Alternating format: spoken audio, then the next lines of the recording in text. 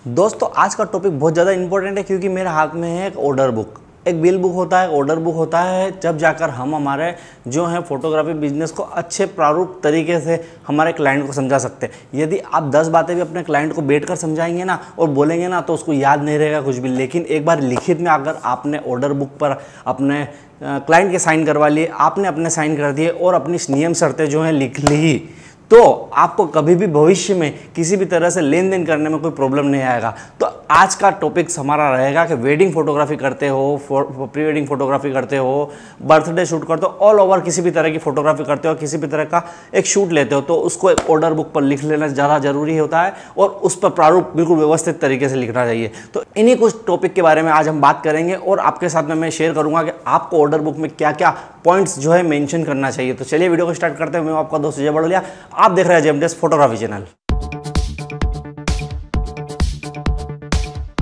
Order book में सबसे पहले दोस्तों आपको आपके स्टूडियो का नाम, मेरा अजय डिजिटल स्टूडियो है तो मैंने अजय डिजिटल स्टूडियो को थोड़ा बड़े अक्षरों में लिखा है। उसके के साथ साथ आप जिस जिले में काम करते हैं और जिस फील्ड में रहते हैं, जिस कस्बे में रहते हैं, वहाँ का आपको एसोसिएशन जरूर ज्वाइन करना चाहिए ताकि आपको एक संगठन मिले। उस संगठन से आप तो सारे के सारे एसोसिएशन में जितने भी सदस्य हैं ना, सभी अपनी बातें एक जैसी लिखेंगे तो आपको आपके क्लाइंट को समझाने में कोई प्रॉब्लम नहीं आएगी और क्लाइंट भी समझेगा कि यदि इन्होंने शर्तें लिखी हैं तो इनके पूरे एसोसिएशन ने भी ये शर्तें लिखी होगी, तभी तो ये सब जन जो है एक संगठन के साथ में काम कर रहे हैं और एक जो है नियम बनाकर हमसे जो है यह प्रारूप लिखित में ले रहे हैं या फिर लिखित में हम लिखवा रहे हैं। ठीक है ना दोस्तों। तो एक संगठन जरूर ज्वाइन कीजिएगा जिसे हम फोटोग्राफर एसोसिएशन बोलते हैं, जैसे कि मेरा है मंसूर फोटोग्राफर एसोसिएशन, जहाँ पर अजय डिजिटल स्टूडियो। ठीक है। और इसके बाद अपने को अपना नाम लिखना है, अपना मोबाइल नंबर डालना है और अपना एड्रेस डालना है। उसके बाद जो भी होगा हमें हमारे जो रिसिप्टेड का जो नाम होगा, जैसे कि हमारे क्लाइंट का नाम है, उसका नाम लिखना पड़ेगा,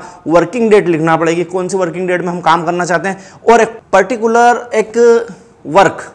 हमारे, जैसे कि फोटोग्राफी होती है, वीडियोग्राफी होती है। फोटोग्राफी भी 2 से 3 तरह की होती है, जैसे कि हम ट्रेडिशनल फोटोग्राफी कर रहे हैं, हम कैंडिड फोटोग्राफी कर रहे हैं, हम सिनेमेटोग्राफी कर रहे हैं, हम वीडियोग्राफी कर रहे हैं, हम ट्रेडिशनल वीडियोग्राफी कर रहे हैं और भी बहुत सारे अलग अलग तरीके। इन सारी चीज़ों को आपको मेंशन करना चाहिए जो हमारे फोटोग्राफी बिजनेस में काम में आती है। जैसे कि मैंने लिखा है traditional photography, traditional videography, candid photography, cinematography, highlights, treasure,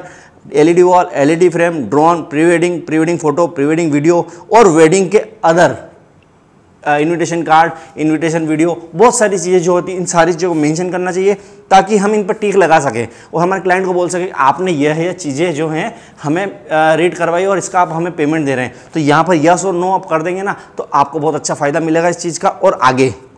आगे होता है इसका अमाउंट कि भैया हम कितनी रील बना के दे रहे हैं। 2 रील बना रहे तो 2 रील का इतना अमाउंट, 3 रील बना के दे रहे तो इतना अमाउंट, प्री वेडिंग शूट का इतना अमाउंट, सिनेमेटोग्राफी का इतना अमाउंट, टोटल विस्तार के साथ में, डिटेल के साथ में यहाँ पर आपको मेंशन करना चाहिए। इसके बाद की जो प्रोसेस होती है वो बहुत ज़्यादा इंपॉर्टेंट है क्योंकि बारीकी तभी आती है और बारीकी तभी नज़र आती है। ये पर्टिकुलर हमने जो सब्जेक्ट है वो तो लिख दिया है ताकि हमारा क्लाइंट काम करवाने के बाद हमसे ज़्यादा एक्स्ट्रा की उम्मीद ना रखे, क्योंकि हर क्लाइंट की इच्छा होती है कि भैया हमने फोटोग्राफी वीडियोग्राफी तो करवा ली लेकिन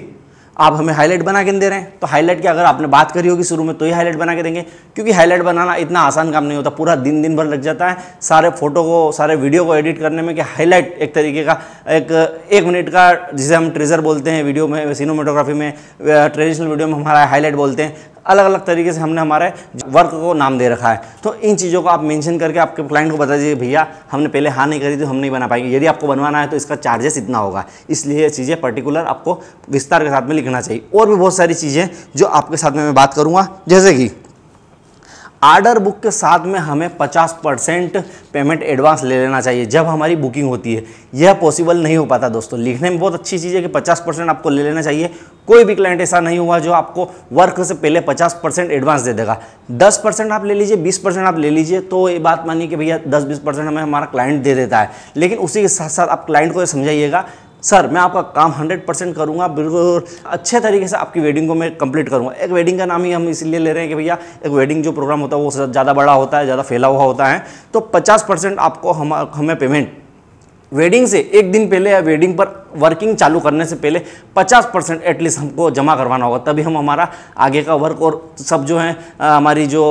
फ्रीलांसर को रेंट देना, हमारे LED वालों को रेंट देना, या फिर किसी भी तरह की जो हमें असुविधा होती है वो आप ही के पेमेंट से हम जो है कंप्लीट कर पाएंगे। तो आप 50% का एक ऐसा प्रावधान उनको इस तरीके से डिवाइडेशन करके बता दीजिए कि वर्किंग चालू होने से पहले 50% आप हमें पेमेंट एडवांस जमा करवा दीजिएगा। बुकिंग पेमेंट जो होता है वो एडवांस लिया जाता है, तो वह एडवांस इस तौर पे लिया जाता है कि आपकी हमने डेट बुक करी, इस तारीख पर हम जो है 100% आपका काम करेंगे और 100% हम जो है समय से उपस्थित रहेंगे। तो यदि क्लाइंट के द्वारा वह डेट कैंसिल की जाती है या फिर किसी भी तरह से प्रोग्राम कैंसिल होता है, तो जो एडवांस लिया हुआ वो वापस नहीं दिया जाएगा, क्योंकि हम वो एडवांस कहीं और भी लगा चुके होते हैं, हमारे फ्रीलांसर्स को दे चुके होते हैं, या हम अकेले इस काम में सहभागिता नहीं कर रहे थे, जो हम आपके द्वारा दिया गया एडवांस जो है हमने भी बांट दिया है। कुछ इस तरह की समस्या फोटोग्राफर के साथ में आती है, तब वो पेमेंट एडवांस नहीं दिया जाता। एडवांस का मतलब भी वही होता है कि भैया हम आपकी तारीख पर अगर फ्री हैं तो इसी तौर पर फ्री है कि आपने हमें एडवांस दिया, वो एडवांस किसी भी तौर पर वापस नहीं दिया जाए,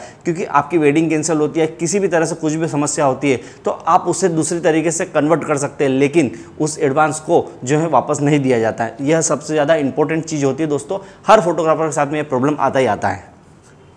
एक और बात यह है दोस्तों कि जो समय और दिनांक दिया गया है उसी समय और उसी दिनांक पर काम किया जाएगा, न कि आप ऐसा बोले कि भैया हमारा ये तारीख चेंज हो गई है, अब आप दूसरी जगह 8 दिन बाद हमने प्रोग्राम रखा है या 20 दिन बाद प्रोग्राम रखा है तो आप वो प्रोग्राम कर लीजिएगा। ये बात हमें समझ में आ जाती है, चलो ठीक है कि भैया इनका प्रोग्राम कैंसिल हो गया, शादी कैंसिल हो गई, लेकिन इसी तौर पर हमें कुछ समय बाद पता चलता है कि उनका प्रोग्राम कैंसिल नहीं किया गया था, हमें सिर्फ बताया गया था कि उनका प्रोग्राम कैंसिल हो गया है, और उन्होंने वो प्रोग्राम किसी सस्ते फोटोग्राफर से, ये माना जाए कि भैया जिसने सस्ता रेट ले लिया होगा उससे आपने जो है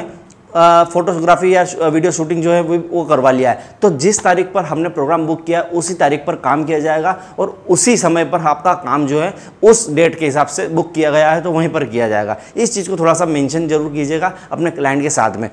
और क्लाइंट की एक थोड़ी सी अपेक्षा ये भी रहती है कि भैया किसी भी तरह से हमने हमारे फोटोग्राफर को बुक कर लिया है, हमें बताया गया है कि इस टाइम पर यह पूरा फंक्शन है, जैसे कि एक सगाई का फंक्शन हो गया है, तो उस सगाई के फंक्शन में भैया हम कपल की सगाई तो करने आए हैं, साथ में 1-2 दस्तूर और हो गए, भैया इनकी भी इंगेजमेंट जो फिक्स हो गई तो इनकी फोटोग्राफी कर लीजिए। इस तरह की मेंशन चीज़ें जो हैं बहुत ज़्यादा इंपॉर्टेंट होती है कि आप क्लाइंट को कह दें जिस तरह का काम आपने हमको बुक करवाया वही काम किया जाएगा, इसके अलावा अतिरिक्त काम नहीं किया जाएगा। तो इस चीज़ को भी आप क्लाइंट को बता दीजिएगा ताकि आप बाद में गलती में ना आए।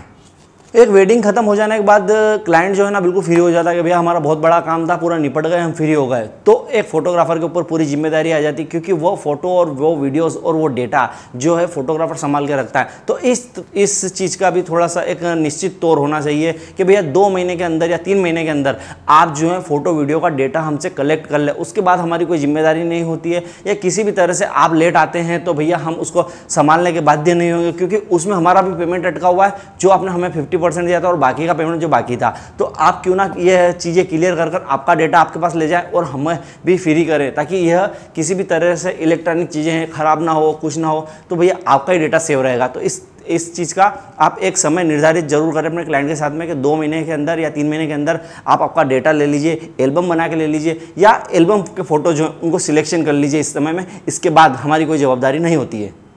एक डेटा बना लेते हैं हम कंप्लीट, जैसे कि वीडियो एडिटिंग हो गया, फोटो एडिटिंग हो गया, कंप्लीट हो गया, हमने हमारे क्लाइंट को बता दिया है। उसके बाद प्रिंट आउट करवाने की बारी आती है या फिर किसी भी तरह से हम उसको फाइनल आउटपुट देते हैं, तो उसका भी एक समय तो और निश्चित रखिए कि भैया आप 4 दिन में, 5 दिन में, 7 दिन में इस चीज़ को अच्छे से एनालाइज कर ले और अच्छे से रीड कर ले, ताकि उसमें एडिटिंग हम समय रहते कर लें। क्योंकि समय एक निकल जाने के बाद आप टाइमलाइन जो होती है हमारे सिस्टम में, हमारी एडिटिंग की जो प्रोसेस होती है उसको हम क्या है हटा देते हैं उस टाइमलाइन से, क्योंकि ज़्यादा समय तक हम डेटा नहीं रख पाते, पीसी भी फुल हो जाते हैं, उससे बहुत ज़्यादा तकलीफ आते हैं। तो क्लाइंट के साथ में ये बात जरूर रखिएगा कि जब डाटा पूरा कंप्लीट हो जाए, रो मटेरियल को सबको हम पूरा अच्छे तरीके से विस्तार से हम उसको कलेक्ट कर ले, उसके बाद आप एक 5 दिन में, 7 दिन में, 1 हफ्ते भर में उसको जल्दी से जल्दी एडिट हमें बता दीजिए, ताकि हम उसको पूरा फाइनल आउटपुट निकाल के आपको दें। ज़्यादा समय हमें भी नहीं चाहिए होता कि भाई आप महीने 2-2 महीने एडिटिंग को देखने में लगा रहे हैं कि भैया क्या मिस्टेक और क्या नहीं है। तो इस चीज़ को भी आप मेंशन जरूर कीजिएगा। दोस्तों एक तकनीकी कारणों से डेटा जो हमारा कई बार करप्ट हो जाता है, या फिर हमारा कैमरे के अंदर जो मेमोरी लगा होता है वो भी करप्ट हो जाता है, और हम फोटो कॉपी करते करते में कई बार पीसी ऑफ हो जाते हैं, या फिर कॉपी पेस्ट करने में हमारी मेमोरी कार्ड करप्ट हो जाए, किसी भी तरह का डेटा का जो करप्ट हो जाता है तो किसी भी तरह का क्लेम फोटोग्राफर द्वारा नहीं दिया जाएगा कि भैया कोई भी पार्टी जो है फोटोग्राफर को क्लेम कर रही है आपने डेटा जो है करप्ट कर दिया, तो इसमें फोटोग्राफर का भी नुकसान होता है, उसका भी तो पेमेंट अटका है, उसकी भी तो सारी मेहनत लग चुकी थी, उसके बाद डेटा करप्ट हुआ है। तो यह जो इलेक्ट्रॉनिक चीज़ें होते हैं जानबूझ के कोई ख़राब नहीं करता है, या किसी भी तरह से जो है प्रॉब्लम आ सकती है, तो आप किसी भी तरह से बाध्य नहीं है क्लाइंट फोटोग्राफर के ऊपर कि आप किसी भी तरह का क्लेम करें। तो ये चीज़ आप आपके ऑर्डर बुक में मेंशन कर लेंगे तो आप उस प्रॉब्लम से बच सकेंगे। और भी दोस्तों बहुत सारी चीज़ें हैं जो कि भूल चूक लेनी देनी के रूप में इसमें लिखी जाए, ताकि किसी भी तरह की मिस्टेक आए तो आप एक भूल चूक लेनी देनी जरूर रखें और पुलिस केस होने से बच सके। और जिस भी तरह का न्याय क्षेत्र होता है वो स्टूडियो पर रखें आपके, कि भैया उस पर मेंशन करके लिखें कि मंदसौर में रहेगा न्याय क्षेत्र, हम इधर उधर नहीं जाएंगे। क्योंकि हर क्लाइंट को यहाँ कभी कभी फोटोग्राफर को एक धमकियाँ तक दी जाती है कि हमारे रिश्तेदार वहाँ के रहने वाले हैं, हमारे रिश्तेदार इतने दूर के रहने वाले हैं, तो आपको वहाँ पर आके बात करना पड़ेगी। ऐसा नहीं होता दोस्तों, आपने जहाँ पर वर्क किया है, आपका स्टूडियो जहाँ है, आपका क्लाइंट जहाँ है, वह उस हिसाब से आप एक न्याय क्षेत्र फिक्स रखें, ताकि आप बैठकर बातचीत कर सके। और पुलिस केस करने से दोनों का ही नुकसान है, क्लाइंट की भी बदनामी होती है और एक फोटोग्राफर की बदनामी होती है। तो इस बदनामियों से बचने के लिए आप ऑर्डर बुक पर यह चीज़ें मेंशन करें। और यदि किसी भी तरह से और भी कोई जानकारी है तो दोस्तों आप कमेंट करके मुझे बताइए ऑर्डर बुक में और आपको क्या लिखना चाहिए, ताकि हम क्लाइंट से एक हमारी जो है पूरी इच्छा और डिटेलिंग के साथ में हम उससे बात कर सकें, और क्लाइंट को भी अच्छा लगे कि हाँ भैया फोटोग्राफर हो तो ऐसा, जिसने पूरी डिटेल के साथ में हमें जानकारी दी है और ऑर्डर बुक में हमें पूरा मेंशन करवाए, ताकि बाद में किसी भी तरह की हिचक ना हो एक दूसरे के प्रति बात करने में, या पेमेंट लेने देने में, या फिर किसी भी तरह से डेटा आदान प्रदान करने में। दोस्तों इसी तरह की फोटोग्राफी टिप्स मैं आपके लिए लेकर आता रहता हूँ। वीडियो पसंद आता है प्लीज़ हमारे वीडियो को लाइक कीजिएगा, दोस्तों में शेयर कीजिएगा, चैनल को सब्सक्राइब करने के साथ साथ बेल आइकन को प्रेस कीजिएगा। फिर मैं आपसे मिलता रहूँगा, तब तक के लिए गुड डे।